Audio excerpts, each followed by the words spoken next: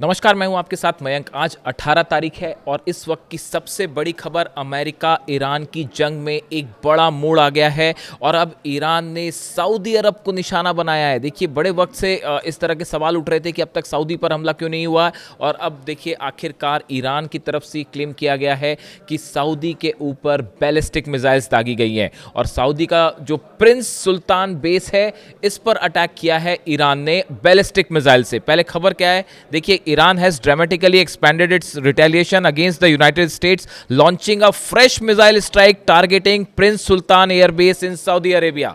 जो खबरें हैं उसके मुताबिक जो ईरान का मीडिया क्लेम कर रहा है कि प्रिंस सुल्तान एयर बेस पर बैलिस्टिक मिसाइल्स दागी गई हैं। The base which host US aerial refuelling tankers, Patriot missile batteries and third air defence system came under Iranian missile barrage. देखिए, अब ये हमला क्यों किया गया, इसकी वजह क्या है। जो ये हमले हुए हैं प्रिंस सुल्तान एयर बेस पर, ईरान का ये कहना है कि ईरान पे जो हमले हो रहे हैं, स्ट्राइक्स हो रहे हैं फाइटर जेट से अमेरिका के, उसके लिए जो रिफ्यूलिंग जेट्स टेक ऑफ कर रहे हैं वो प्रिंस सुल्तान बेस से टेक ऑफ कर रहे हैं। देखिए, जो फाइटर जेट्स हमला करते हैं उसके बाद एयर में ही उनकी रिफ्यूलिंग की ज़रूरत होती है। करीब 30 से ज़्यादा अमेरिका के जो रिफ्यूलिंग टैंकर्स हैं, प्लेन्स हैं, वो इस समय मिडिल ईस्ट में फ्लाई मोड में है, यानी वो हमेशा उड़ते रहते हैं लगातार। इस बीच में जो ईरान के पास इंफॉर्मेशन थी कि जो प्रिंस सुल्तान एयर बेस है यहाँ से इन रिफ्यूलिंग टैंकर्स ने टेक ऑफ किया और ये मदद कर रहे हैं उन जेट्स की जो कि ईरान पर हमले कर रहे हैं। यानी हमले करने के लिए F-35 या F-18 जेट्स ने प्रिंस सुल्तान एयर बेस से टेक ऑफ नहीं किया, लेकिन जो रिफ्यूलिंग प्लेन्स हैं उन्होंने टेक ऑफ किया, जिससे हमले हो रहे हैं। यही वजह है कि ईरान की तरफ से हमला किया गया और निशाने साधे गया है प्रिंस सुल्तान एयर बेस पे। इसके अलावा देखिए, जब जैसे ये हमला हुआ, पहले तो इस तरह की बात हुई कि सऊदी ने इस बात को इनकार किया कि इस तरह का कोई हमला नहीं हुआ है, लेकिन अब कुछ तस्वीरें सोशल मीडिया में वायरल होने लगी हैं ईरान के इस दावे के बाद, जिसमें ये दिखाया जा रहा है कि प्रिंस सुल्तान एयर बेस जो है उस पर हमले हुए हैं। और उसके बाद अलखर्ज, ये पूरा जो प्रिंस सुल्तान एयर बेस है अलखर्ज इलाके में है, यानबू में है, यहाँ पर डिफेंस सिस्टम है वो एक्टिवेट किया गया। और इस तरह की भी बातें सामने आ रही हैं कि जो बैलिस्टिक मिसाइल्स और ड्रोन्स अटैक हुए थे उसको डिफेंस सिस्टम ने उनको अटैक करके नाकाम भी किया। ऐसे भी अलग अलग दावे हैं, सऊदी की बात अलग है, ईरान के दावे अलग हैं। ईरान की तरफ से यह भी बताया जा रहा है कि यहाँ पर जो पेट्रियट और थर्ड मिसाइल डिफेंस बैटरीज यानी सिस्टम्स लगे हुए हैं, इसको हिट किया गया है। बिल्कुल यही बात जो है वो हमने देखा जॉर्डन में, बहरीन में और कतर में भी देखने को मिली। जो अमेरिका के डिफेंस सिस्टम है उनको टारगेट किया गया। देखिए, यही हमले जो ईरान पर हो रहे हैं, ईरान के जो मिसाइल लॉन्चर्स हैं, डिफेंस सिस्टम्स हैं, उनको तबाह किया जा रहा है और बदले में ईरान उसी तरह से जवाब दे रहा है। तो ये पहला मौका है इस जंग के बीच जब ईरान की तरफ से ये क्लेम हुआ है कि सऊदी पर अटैक हुआ है। क्या इसका मतलब ये है कि अब जंग का दायरा तेजी से बढ़ जाएगा? इसी के साथ देखिए, नया एक और डेवलपमेंट जो जिस पे हालांकि मैं बात कर चुका हूं, लेकिन इसको समझने की ज़रूरत है कि आखिर सीरिया पर ईरान ने अटैक्स क्यों किए, सीरिया पर हमले हुए।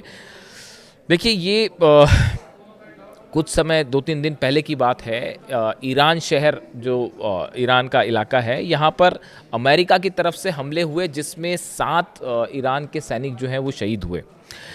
बताया जा रहा है कि उसका ये जो हमले किए गए थे ईरान शहर में और सैनिकों पर जो हमले किए थे, इसके लिए जो फाइटर जेट्स ने टेक ऑफ किया था वो सीरिया से टेक ऑफ किया था, ऐसी जानकारी सामने आ रही है। और सीरिया का ये जो बेस है जहाँ पर हमले किए गए, अल तनफ बेस पर हमले हुए। हालांकि देखिए, सीरिया से बड़ी संख्या में अमेरिका के सोल्जर्स हट गए हैं, लेकिन ये जो अल तनफ बेस है ये स्पेशल ऑपरेशन बेस है, यानी कि आप कमांड सेंटर भी कह सकते हैं अमेरिका का, अमेरिकन फोर्सेस का। इजराइल में जो अमेरिकन फोर्सेस का सीरिया में जो कमांड सेंटर है, इसको जो है टारगेट किया गया है। इसको लेकर जेरूसलम पोस्ट में जो खबरें छप रही हैं आप वो देखिए।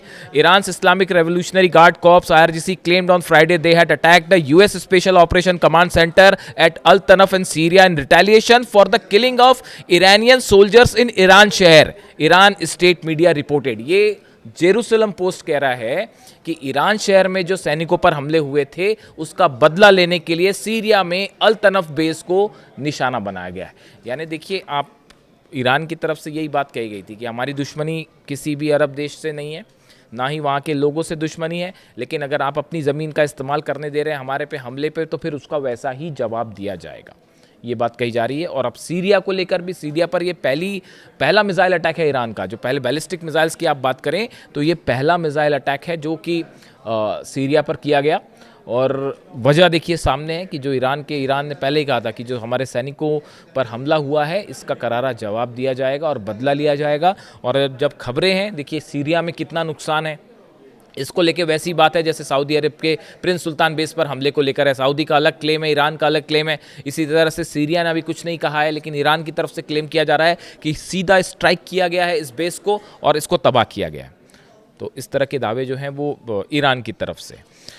इसके अलावा एक और बड़ी खबर है, ये ईरान की तरफ से ये बात सामने आई है कि सीज़ फायर जो हुआ, बीच में जितने दिन का सीज़ फायर था, देखिए इस तरह की कई एक्सपर्ट्स ये राय दे रहे थे कि इस सीज़ फायर की आड़ में डोनाल्ड ट्रंप को और अमेरिका को वक्त चाहिए था इस बात के लिए कि ईरान के खिलाफ फिर से चीज़ों को एकजुट किया जाए। ईरान ने जो हमले किए थे 40 दिन की जंग के दौरान, अमेरिका के 16-17 बेसिस पर हमले हुए, 42 एयरक्राफ्ट जो हैं वो तबाह हुए, इसमें बड़ा झटका था अमेरिका की सेना को। तो अब ईरान का ये कहना है, जो सोर्सेज बता रहे ईरान की, कि सीज़ फायर के आड़ में ईरान ने एक बार फिर अपनी सेना को मोबिलाइज किया, एकजुट किया और अब वो हमले आगे किए जा रहे हैं। इसके अलावा अगर ईरान की तरफ से जो रिटेलिएशन किया गया, देखिए बीती रात अमेरिका की तरफ से जो हमले हुए थे, करीब 10 से 12 ठिकाने ईरान के ऐसे थे जिस पर हमले किए गए, उसका फिर जो जवाब दिया गया, उस जवाब में जो बड़े हमले ईरान की तरफ से हुए हैं, अगर हम उनकी बात करें तो देखिए कतर के अल उदैद एयर बेस पर अब तक का सबसे बड़ा हमला हुआ है। और जो ईरान की तरफ से क्लेम किया जा रहा है, आरजीसी की तरफ से क्लेम किया जा रहा है कि वहाँ पर लगा रडार सिस्टम तबाह कर दिया गया है। कुवैत में हमले हुए हैं, जॉर्डन पर हमले हुए हैं, बहरीन पर हमले हुए हैं, लेकिन कतर के अल उदैद एयर बेस पर इस जंग की दौरान का सबसे बड़ा हमला, खासकर ये सीज़ फायर के बाद जो स्ट्राइक शुरू हुई है वो किया गया है और यहाँ रडार सिस्टम तबाह कर दिया गया। देखिए अल उदैद बेस पर जो अमेरिका का रडार सिस्टम है, अर्ली वार्निंग सिस्टम है, ये कोऑर्डिनेशन करता है और किसी भी तरह के मिसाइल हमलों की पहले से जानकारी देता है। इस सिस्टम को तबाह किया गया है, इस तरह की जानकारी सामने आ रही है। इसके अलावा बहरीन में 5th फ्लीट के ऑफिस पर जो है हेडक्वार्टर है, वहाँ पर उसकी तमाम बिल्डिंग्स पर हमला है, ये जानकारी पहले से ही है आपको। इसके अलावा 2 हमले और स्ट्राइक ऐसी हुई है ईरान की जिसको लेकर जो तस्वीरें सामने आ रही हैं और वो बता रही हैं कि यहाँ पर बड़ा नुकसान हुआ होगा। एक तो जॉर्डन में अल अजराक बेस है, यहाँ पर बताया जा रहा है कि आर्मी का, मिलिट्री का, अमेरिका की फोर्सेस जो हैं, इनके फाइटर जेट्स जो टेक ऑफ करते हैं, इनके लिए जो फ्यूल टैंक्स होते हैं, इन फ्यूल टैंक्स को निशाना बनाया गया है। यानी देखिए जिस नेचर के हमले ईरान पर हो रहे हैं उसका वैसा ही जवाब देखने को मिल रहा है। और ये जॉर्डन में इसकी तस्वीरें हैं, भयंकर आग लगने की तस्वीरें आई हैं सोशल मीडिया पे। हालांकि यहाँ पे कितनी कैजुअलिटी हुई है, कितने क्या अमेरिकन सोल्जर्स मरे हैं, इसकी जानकारी आने में थोड़ा सा टाइम लगेगा, लेकिन ये तस्वीरें सामने आ गई हैं। जॉर्डन में अल अजराक बेस के पास जो फ्यूल टैंक्स को निशाना बनाया गया है। इसके अलावा कुवैत में कैंप उदैरी बेस और अली अल सलेम बेस पर एक बार फिर हमले हुए हैं। यहाँ पर हेडक्वार्टर्स पर, बिल्डिंग पर, एम्यूनिशन डिपो पे और आसपास के जो ब्रिज हैं, देखिए ये बड़ी गौर करने वाली बात है। ईरान के ब्रिज पर लगातार दूसरी बार हमले हुए, 2 बार हमले हो चुके हैं। एक दिन पहले भी हमला हुआ था, बीती रात भी जो है हमले किए गए, ईरान के ब्रिजेस को निशाना बनाया गया। अब कुवैत में बताया जा रहा है कि अमेरिका के बेस को कनेक्ट करते हुए जो ब्रिजेस थे उसको ईरान ने उड़ा दिया है। ये अपने आप में बड़ा डेवलपमेंट है। ईरान के हमलों की बात की जाए तो ईरान की तरफ से जो चीज़ें क्लेम की जाती हैं वो धीरे धीरे निकल के सामने आती हैं, जैसे जैसे तबाही की तस्वीरें सामने आती हैं। इसके अलावा देखिए हॉर्मुज़ में बहुत ज़्यादा चर्चा है, बारूदी सुरंगों में जो विस्फोट हुई है उसको लेकर बताया ये जा रहा है, सूत्रों के मुताबिक खबरें ये है कि हॉर्मुज़ के जिस इलाके में, हालांकि मैंने पिछले वीडियो में इसकी चर्चा की थी आपसे, हॉर्मुज़ का वो इलाका जिसमें बारूदी सुरंगें हैं, बिछी हुई है, इसको लेकर अमेरिका की तरफ से ऐसे दावे हो रहे हैं, इसमें अभी कितनी सत्यता है वो सामने आएगी। बताया जा रहा है कि अमेरिका की तरफ से शायद ये जानने की कोशिश हो रही थी क्या वाकई यहाँ पर समंदर के अंदर माइंस बिछी हुई हैं। देखिए इसका अंदाज़ लगाना बेहद मुश्किल है कि माइंस है यानी इसको सैटेलाइट से कैच करना बड़ा ही मुश्किल होता है। एक तो ये फ्लोटिंग मोड में रहती है, मतलब सब अपनी जगह से, लोकेशन से हट भी जाती हैं कई बारी। तो इस तरह के भी दावे हो रहे हैं, हालांकि ये इसमें कितनी सत्यता है पता नहीं। कि अमेरिका की तरफ से ये जानने की कोशिश थी कि जिस इलाके में ईरान माइंस होने का दावा कर रहा है क्या वहाँ वाकई माइंस है। और ये जानने की कोशिश के चलते जहाज़ जो है वो माइन से टकरा गए और बड़े धमाके के साथ कई जहाज़ तबाह हुए हैं, ऐसी खबर है। यानी जो जानना चाह रहे थे उसका जवाब मिल गया कि माइंस हैं और हो सकता है और भी माइंस बिछा दी गई हों।